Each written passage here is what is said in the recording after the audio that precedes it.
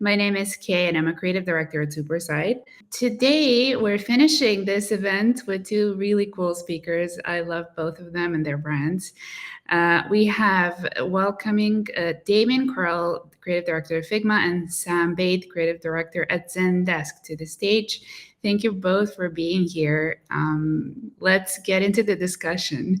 And before we begin, I'd love for both of you to introduce yourselves. I know very little about you, so I'd love to hear more. One thing I do know is that Damien, when we spoke the first time, had the same glasses as me and Sam, and has chosen to change them, which means he's an individualist. And but no, please, Damien, go ahead. Yeah, I decided to change my glasses, but then I didn't realize Sam was also going to have the same shelves behind him as well. So, um, hi everyone. I'm Damien, creative director here at Figma. I lead the brand studio here. We're about 18 people. That's mostly design, but not exclusively design. And we do all things brand. We sit on the marketing side, but we also work with our product counterparts across the aisle. So. Excited to be here. I'm based in Brooklyn, by the way. I'm in New York. I've been a New Yorker now for almost 20 years, which is wild. Sam, please go ahead. Yeah, we should have also coordinated shirts or not wear the same shirt, but next time. Hey everyone, super excited to be here. My name's Sam. I'm the creative director at Zendesk. I lead the campaigns team within creative at Zendesk. There are 4 of us. I'm hiring right now. If you're a senior brand designer in Mexico, shoot me a message afterwards. The creative team within Zendesk, we're about 45 people, work on kind of anything and everything within the brand, lots of event stuff, take care of that identity for the brand, and then within campaigns, we look after everything from kind of very top of funnel brand awareness stuff. We just launched a brand campaign called The Customer is Always Human, which has been really exciting for the team in the last few months. Nice. I want to know more about the campaign. It's like triggering already. My first question is going to be around like this discourse of AI. I mean, obviously we're now in a summit that talks about AI, but I think in the industry itself, like there's just been this buzz of just AI all the time. I talk to customers every day, they talk about AI. How does this influence your experiences in your companies right now? And if you want to talk us through Figma, maybe Damien first. Sure. And just to kind of give like insight a little bit on more on how we leverage AI. Obviously, we do have some AI tools within FigJam, and obviously investing in that space. But I think largely like how we use AI in the discourse around it. AI, aptly so, I think has been positioned around this like efficiency and kind of productivity, which makes sense. But the way, in my opinion, those definitely don't have like a extreme correlation to creativity. So as we as a team leverage AI, we kind of see it as a tool, right? We see it as like a thing that can kind of get us to a place. So if this is like, if this is more about fidelity, if this is more about like seeing a range of things, if this is more about bouncing ideas, that's like typically how today's AI capabilities sort of match with our own personal our workflows. But I mean, on the kind of creativity side, it's always interesting because I think a lot of the Gen AI products today, there is this sort of like veneer of creativity, and that's the output kind of echoes the creative process. We have writing and kind of image making.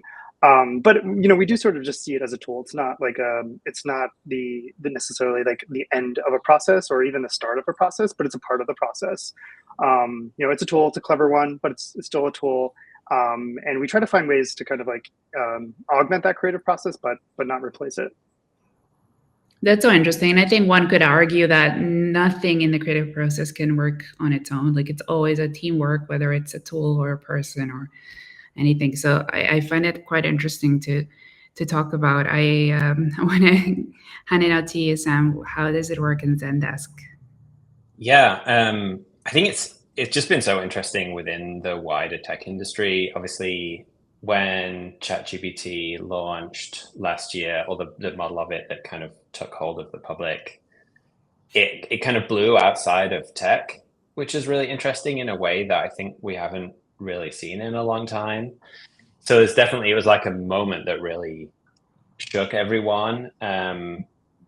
And I think there's to what Damien was talking about, there's kind of a real nuance to it within creative that I think for other teams, for other industries, it was kind of like truly a before and after. And we're still trying to like figure out exactly how it works and how we should be using it. Within Zendesk and within marketing especially, there's kind of huge benefits and huge use cases, and within creative we're just trying to figure out exactly kind of where it fits, I think. And to what Damien said, it's kind of, it's not an immediate fix for any single specific thing, but it's a tool through your process that you can use in different ways to find yourself a bit more efficiency, or turn something from like a pencil sketch or a draft into something that looks and feels a little bit more like the real thing. And you can kind of use that, across the board within your process, which is really exciting. No, that's really true. I think that's probably the $1 million question, not like why or if we should use AI, but how do we use it? And I think for us at Superside, this has been changing on a month-to-month basis as well. Like things I believe 3 or 6 months ago are now completely different. And it's really both scary and I guess exciting to catch up with this constantly. So I guess my next question, and what I think everybody has been asking us around the summit as well, is how do your teams use AI right now? Some specific examples if you have. If you want to start. So I guess it's kind of cliche, but just like day to day, ChatGPT is really good at just making the complex and annoying things simple. Just like looking things up, summarizing long documents, dictation, things like that. Just the last few days, I've been looking for really interesting customer stories, like local news angle kind of stuff, and you can just drop that into ChatGPT and it's like a much quicker Google search. It'll like find you the things, find you the citations, which just makes it so much easier. You don't have to get to page 10 on Google to find the thing that you're after. And then I think within the creative process, we're kind of seeing it as a bit of an unblocker. So if you're a designer and you can use these tools when you're on a first draft. Like if you need dummy copy for a website, for a piece of creative, that kind of thing. We use a specific instance of ChatGPT for Zendesk. So we've kind of preloaded that with brand safety tools and guidance, so it's kind of starting to look and sound like us when we're writing dummy copy even, and supplying our team with helpful prompts and that kind of thing, so that immediately like it's looking and feeling more like us, even if it's not work that is going out into the public. We do use FigJam a lot, and the AI tools within FigJam are amazing. Just like when you're coming to kick off like concepting for a project, and you can go in there and it can lay out your board in 2 minutes, not an hour. That's incredible. So lots of ways to kind of speed you along. Do you use a lot of FigJam, Damien? Oh, geez, yeah. I mean, the amount of FigJam that happens on a daily basis. I feel like I live half my day in a FigJam file. So, yeah, I mean, we do leverage like the FigJam AI tools. I think they're really helpful to synthesize after a brainstorm. I think that's like one of those pain points that like we as a company tried to address, is like how do you like add a layer of AI to it that gives like that hits a true pain point, which is like, okay, you make this, you plop down all these stickies. What are your next steps? How do you kind of move work forward? And so yeah, we take advantage of that feature a bit. That's really interesting also, because I think this is what kind of we want to also talk about. There's a lot of ways you can use AI, but there's also a lot of ways that are still easier to not use AI in. And it's really hard to balance that out and also convince people that like they should take the effort or the risk to start using AI tools. So do you find it easy or difficult to, let's say, enable or your teams to adopt AI? And how do you think there is like a pressure from the top to do more AI in your companies? I mean, I don't think there's like any real pressure. I think it is like one of the dominant topics, like Sam was saying. So, you know, I think everyone's like looking for an answer. Like, how do we leverage this technology? Like, can my team adopt this? Can my team use this? Can my team be either more efficient, or can we like maybe skip parts of the process? But I do think like sometimes, like when we're looking at like, while ChatGPT is amazing, it's going to have this, at times like AI features that are slapped onto a product can feel like this maybe impressive feature set that's like in search of a use case. And I think we're kind of going through that phase of the AI hype cycle, where we're finding like really interesting use cases to apply it to, but we're also finding like, does that actually help me get to where I need to be? Like sometimes actually even, you know, I don't fancy myself a writer, and sometimes I'll use ChatGPT to kind of like help me sort of maybe take the seed of an idea and see how I can kind of restructure it. But like largely what I end up doing is just like editing whatever is given to me to such a degree that like it's like hard to say that it authored it in any capacity, which I think is great. Actually, it's like, okay, that's kind of what I wanted. I wanted something to kind of grease the wheels, kind of get me going, and kind of like you know, provoke something out of me to kind of like flesh this out. But yeah, I mean, it does also like alleviate these real pain points. Like there's a ton of cognitive labor that happens like over the course of the day that like, if you can kind of speed that process up, you know, those are things that I think are like worth doing and worth like encouraging your team to adopt. How do you feel about it, Sam? It's kind of interesting. I think we're like within our teams when we're not necessarily feeling, you know, we're trying to use tools, we're trying to see where tools make sense. We're not necessarily feeling the pressure of like, you know, we have to go out and use these things. And to what Damien said, like there's some tools in search for use case rather than, you know, we want it to be the other way around. We don't want to, there's areas AI tools can make our lives easier, but if you're like crowbarring something in to fit so you can try something out and it's just kind of awkward, then that's not really the way to do it. But on the other hand, it's just kind of, you know, AI is everywhere. These tools are everywhere. You can't listen to a podcast now about tech without them mentioning OpenAI 10 times, especially the last week. And like that just adds like a pressure when you're hearing about it left, right, and center. There is kind of a bit of the feeling of, you know, at least understanding what's out there and figuring out if and where you should be using it. Because when something this big does come along, there is just an element of like needing to catch up. Otherwise, to some degree, you can be left behind.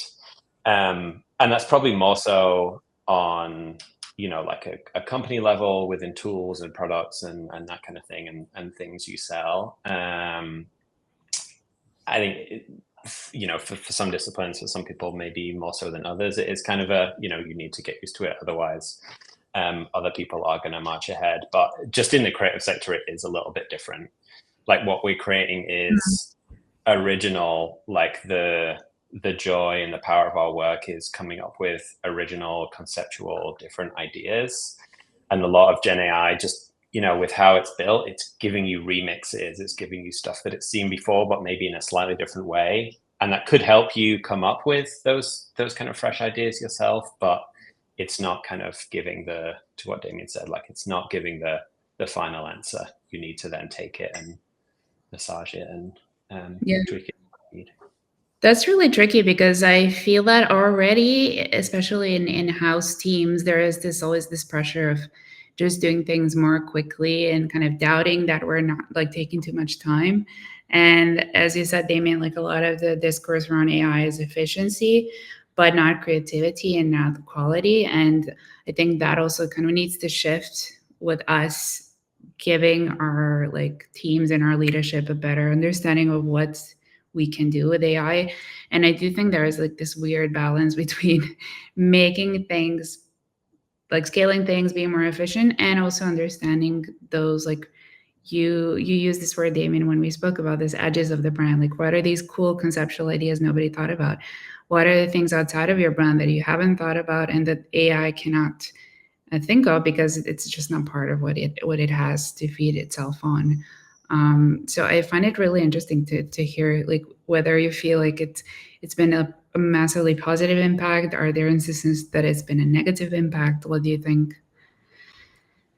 I mean, again, like, I don't think AI is going to be this cheat code for the creative process or anything. I think those like efficiencies, I mean, I think, yeah, sure, if we can kind of like, if we can kind of help that process move along, or kind of, move things forward a little bit quicker than we have in the past. I think the one thing that I'm just aware of, I think, is what are the long-term effects of like velocity here? Like, are we going to, or the perceived velocity, like, if everything's like sort of can be like immediately obtained, does a typical like 6-week project, become a 1-week sprint for your team, right? I think those are like the things that there's maybe a net positive to that for sure, like, but there's also maybe something lost in like giving the amount of space for the process to unfold.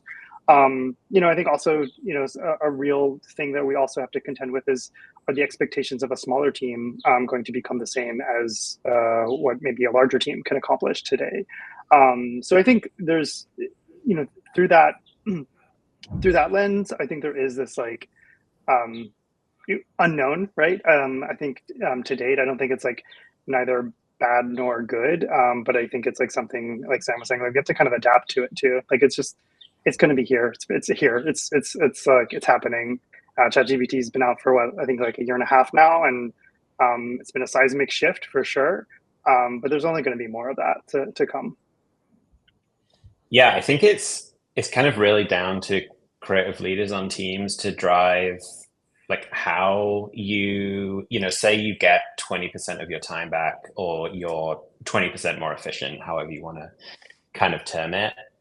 I think it's down to leaders and to set the perspective on your team, like how do you use that time? I think really the pressure and the challenge for creative teams should still be like, do great work. It's the brief. It's fulfilling the needs of your stakeholders, the needs of the company. And so do you want to use that 20% to like just do 20% more work at the same clip rate or a faster clip rate? Or are you taking that time back to, we want to be healthy in our work lives. We're like trying, everyone's battling with jumping from Zoom call to Zoom call, 101 Slack notifications. Like, if you can just take 20% of your time back and deal with all that stuff, and then, you're feeling more creative, you're feeling more refreshed, your work itself might have like 20% better results because you're coming up with better ideas, or there's more, you've got more time to craft that last stage of your work. I think that's the space we should be pushing into, like using that efficiency to do better work, not just to be doing more work. Yeah, and it makes me think of this thing of, I always say, we don't really, like, the benefit of AI is not really in making things faster. It's just creating more with the same amount of time, like more value, more assets, if you will, more value for whoever you're working with. So I really think that's the sort of narrative we want to shift into. And I know we've been talking about this, like this effectiveness versus efficiency. And I think we need to be having more conversations about impact and value added. And that's like not something that a lot of, especially the AI tools, are not talking about. That they're all talking about how easy it is. And we all know that, yeah, sure, like if I'm 16 and I want to create a new photo for my TikTok, it's easy. But if you're a creative director, like doing a campaign, like even the simplest thing takes time. Even that like QR code from Coinbase probably took them months, to deliver. So I'm really curious always to hear about that. Like, how do you think in your teams about efficiency versus effectiveness? not a direct answer to your question, but I think there was another really interesting point in there. Like, if you're junior, kind of just coming up in the industry, and these tools are really native to you. I mean, we kind of see it through generations of all these tools coming out. I feel like I was becoming a designer when Adobe tools were really getting so much better and coming on the market, and it really felt like a point where you could just get the stuff yourself and like go and try stuff out and go and make things for the first time. That's kind of how I taught myself design at the start of my career. And I think it's really interesting for this, a new wave of designers, creatives, writers coming up now and having these tools as their basis. I'm really intrigued in design school, how they're talking about and using these tools. And yeah, to what, for a creative director and more senior levels, we kind of then have to pick and choose where we're putting our extra time. There's all these new tools coming out, but also all the existing tools that we're using there, also implementing AI features to be able to integrate them into our workday is kind of an effort in itself. So you kind of have to be really selective on like where and how you're choosing to spend your time implementing all of this stuff personally. Yeah, Sam, actually, that's like the point about when you are maybe early on the sort of design, your design process journey, your designer journey, like being able to kind of get to this sort of get to a higher fidelity, or get to like something that feels like way more refined, and like not going through that kind of that naive process that we all go through when we're learning a new skill it'll be interesting to kind of see how that like plays out for future generations of professional designers and makers and creative folks.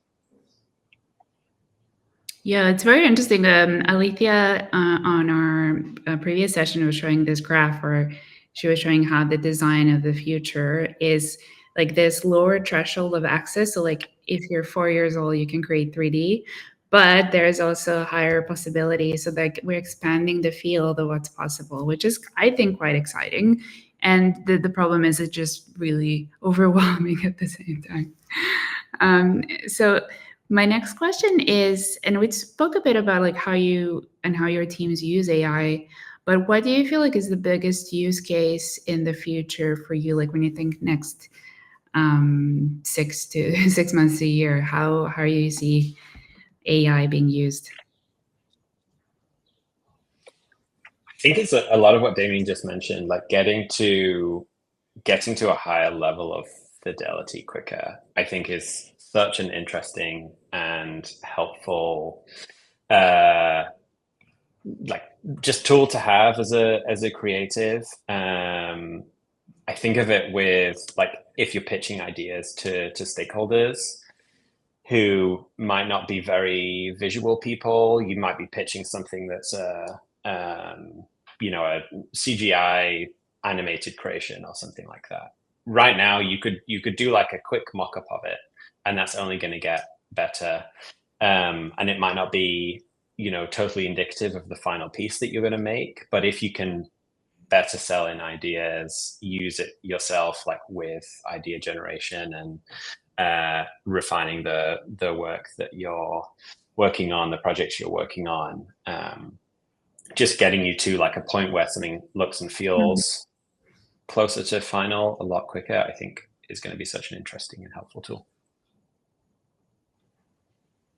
Yeah, I think that idea of like playing it forward a little bit, like playing forward an idea a little bit, just to like validate it too, or cut it, right? Like cut it early. Like sometimes like, you'll have like a really great concept that you develop through, a sort of written narrative or something, and then you try to go and execute that, and it just doesn't come together, or it just doesn't read. And I think like being able to kind of move through that part of the process a little bit just to see, I think is really helpful. I think will be really helpful in the future too, as the tools mature, as teams adapt to being able to use them in ways that make sense to augment what we're doing. And then I also think, I also like really love this idea of being able to bounce ideas off of quote unquote someone when you're working, like just like, you know, I'm going to my corner just to kind of like hash out a few ideas, like being able to kind of like quickly vet things and quickly like,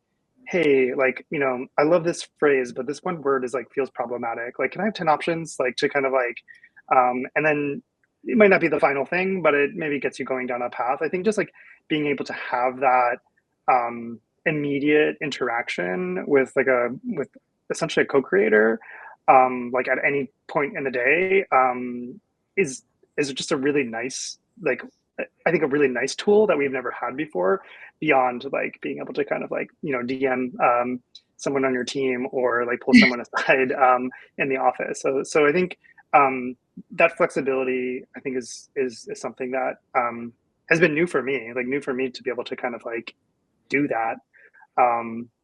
Before like I present it to like a larger group of people, or before I'm like, maybe I'm not feeling as confident in the idea until I'm able to kind of like run through that exercise a bit. That's I so can't remember interesting. who it was. Oh, sorry, you go. Please go. I can't remember who it was. There was an agency that put out.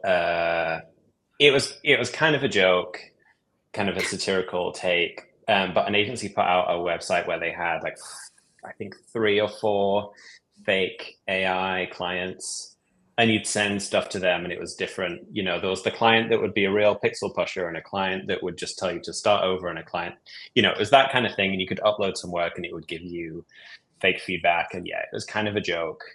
But like that could be really helpful to what you're saying, Damien, like especially, you know, if you're a designer and you're not feeling wholly comfortable with copy, if you can be throwing stuff back and forth with ChatGPT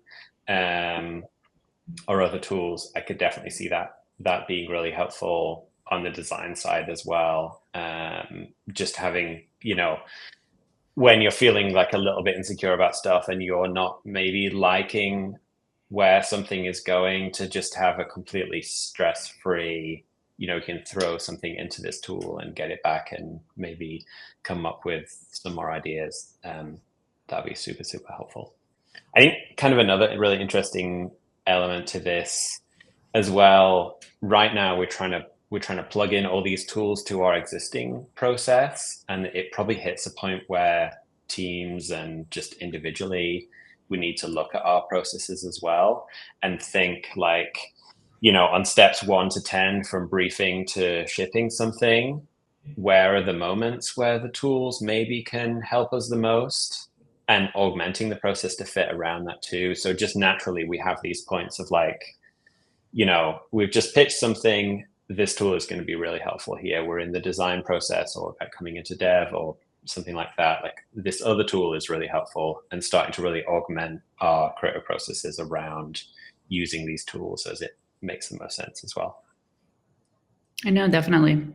And I wanted to also say, I find it so interesting you were mentioning this flexibility of AI. I think that's super valuable for so many reasons. I think often we think of AI as like this enemy of creativity because it's regurgitating things you already knows.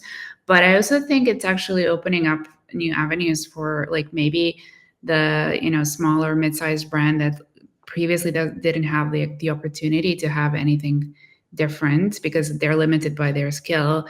And like you often have examples of like so many brands just using stock imagery. Now they can have something more customized, like the sky is the limit. And I think that's quite interesting as well, that we don't talk about enough, in my opinion.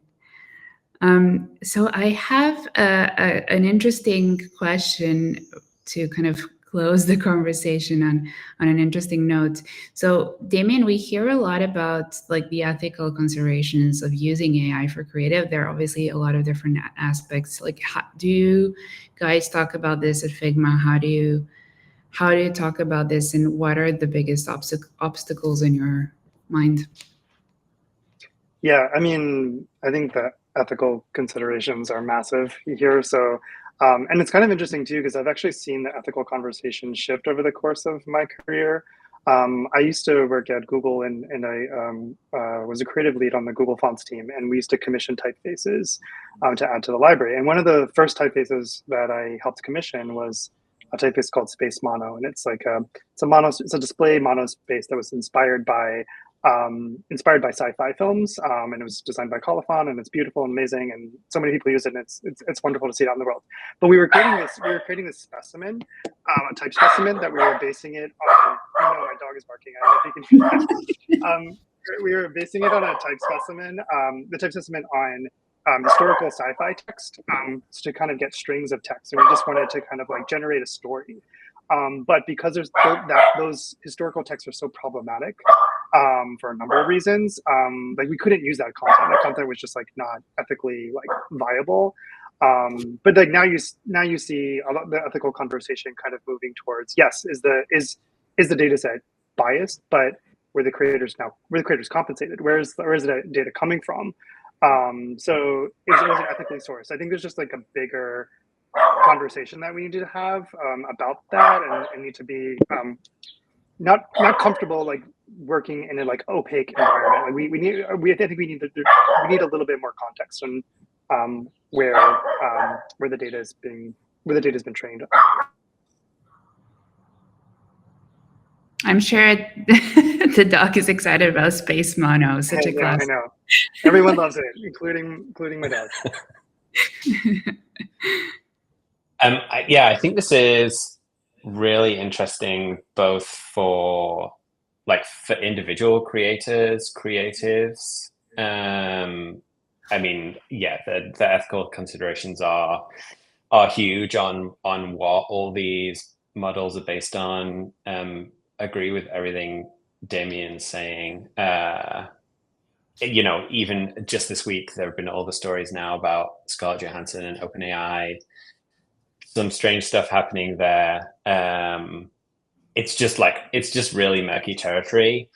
So it's like a natural worry, I think, for creatives, that your work is going to just be like vacuumed up into these huge models without your permission. So I think it lives a real onus as well on teams, because for brands in market, every industry now is every industry has companies have huge competitors all trying to do very similar things, and brand is a huge way that you can differentiate yourself. So you want to be really careful that as a brand as well, you're not accidentally uploading your imagery to a model, to a tool. Be really careful about like how you're implementing stuff within your team. So one of your competitors can't just go to an image generation tool and say, give me this hero image in the style of Zendesk photo shoot or something like that. So it's like, I think the onus is really on everyone, creatives, companies, brand teams, to just be really cautious about how you're using these tools, that you're not accidentally uploading data, imagery, that kind of thing to them as well. Which is tough, because there is just so much raw excitement. You want to be experimenting in all of these weird and wonderful tools. So you've got to kind of find this balance, but just retaining the rights to everything that you own and you create is also just a really important point. So true, and I also think that makes it so much more important to be really cautious about like the quality of everything you do, because ultimately nothing we create is completely original. Like, I don't think it's hard to replicate by now. It's more about that like consistency, the quality, like what does it even mean to be a Figma or Zendesk? And I don't think it's I don't fear that people are going to replicate it, because you guys do it so well that it's impossible to just kind of create an image and that's Zendesk, right? But it is an interesting topic, especially the issues with diversity and the kind of the ethical, like how you said, like ethically sourced content is, I think, going to be a main issue in the future. This has been fantastic. I hope that we can continue the conversation either on LinkedIn, or we will be joining Config. I hope you guys, I know Damien, you will be there. We can continue having these conversations. I hope you also enjoyed, and thank you so much. Thank you for having us. Yeah, thanks so much, Kay. Great to chat on this, kind of see where the conversation keeps evolving as well. I hope you enjoyed that session from our virtual event, The Infinite Canvas, exploring AI's creative potential. There's plenty more to learn, so be sure to check out the rest of the sessions. Otherwise, head over to superside.com for more on AI and its impact on marketing and creative. Thanks for watching.